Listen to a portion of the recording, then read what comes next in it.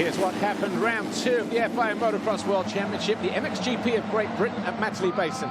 MX2 race 1, it was Tom Vial with his second foxhole shot of the season, closely followed by Thomas Kjær Olsen and the Revo Husqvarna of Dylan Walsh, number 53 on the outside. Henry Jacobi not too far behind as well in 4th position. Watson in around about 8th place, but he was quickly making progress in the early laps, but then he fell whilst hovering inside the top 4 places. He picked himself up and rejoined the battle. Tom Vial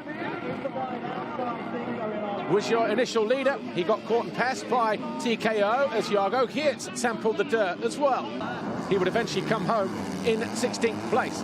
Kevin Verlander, number 10, started to make his way through the field and move on. Dylan Walsh got him a little further at the field as the 29 of Jacobi found a way around the outside of Tom Vial. Thomas Olsen was your winner, Jacobi second, Vial third, Watson Chervil in your top 5. MXGP race 1, Antonio Cairoli came across everybody in turn 1 to make sure he grabbed his first foxhole shot of the season. Gauthier Paulin was in there, so too Commander Sal, and the Yamaha of Gauthier Paulin in the Kawasaki of Sal. Cairoli at the bottom of the hill, though, had his hands full with Tim Geiser. Paulin managed to make a move on Van Horebeke as he moved up into 4th place. Tim Geiser passed Cairoli to take the lead, but that did not last long as 2 laps later, the Slovenian threw himself and his Honda up the track. It was a miracle he picked himself up and rejoined the race in 3rd, which is where he would stay. A poor start from Tommy Searle left him fighting through traffic. Eventually, he picked his way through to finish 11th on the bike at DRT Kawasaki. More mistakes from Geiser, but he did hang on to 3rd. But it was Cairoli who won race 1. Paulin second, Geiser to Sal, Van Horebeke, your top 5.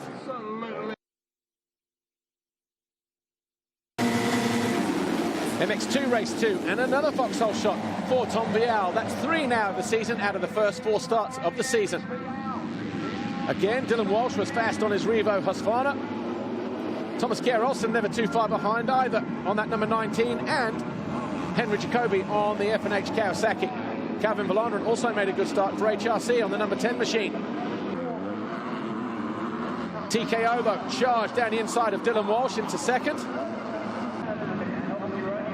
Henry Jacobi made an error. He slipped a gear. That allowed Verlander through into 3rd. Wasn't long, though, before Olsen found his way around the outside of Tom Vial to take over the lead on his Rockstar Energy Husqvarna. Jacobi around the outside of Dylan Walsh to move into 4th. And then Verlander up the inside of the young Frenchman Vial to take over 2nd with about 3 laps to go. A lap later, Jacobi was past the French rider on his F&H Kawasaki and into 3rd. Olsen, though, was victorious with a double moto win. His first race win since Latvia 2018 and his first Grand Prix victory 2018. Verlander came home in 2nd, Jacobi 3rd. Olsen, Jacobi, Vial, though, your podium. Vial on the podium for the first time in his MX2 career. He's only 2 rounds in, remember. Olsen is the new championship leader ahead of Jacobi and Verlander. And just to cement his place at the top of the championship table, a nice red plate swiftly delivered.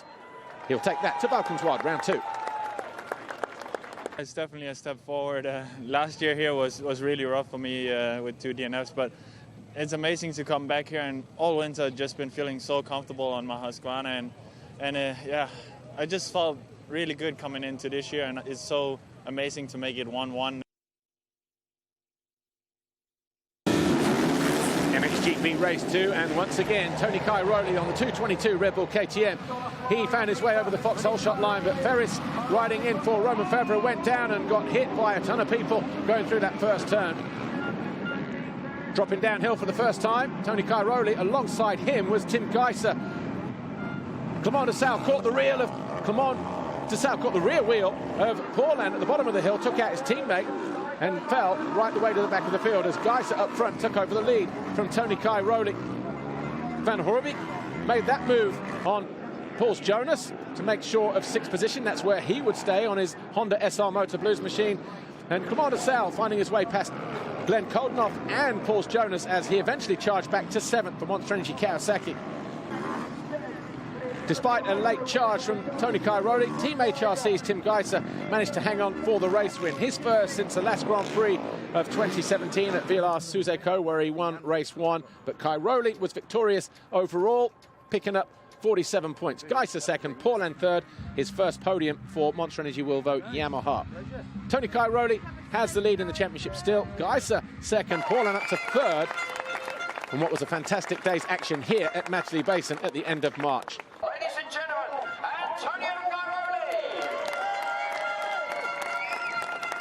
Actually, I was in Belgium training, and there was a lot of wet the tracks, and I had a little crash, and I hurt a little bit my shoulder and my neck. So I had to ride a smart race, because after already 3-4 laps, I had, my right arm was completely like sleeping, so I couldn't really push, and this track is quite sketchy. So, but since I get warmer and warmer, I could build up a little bit of speed, and I could manage to win this GP. A little bit smart race, but we are happy to take it home.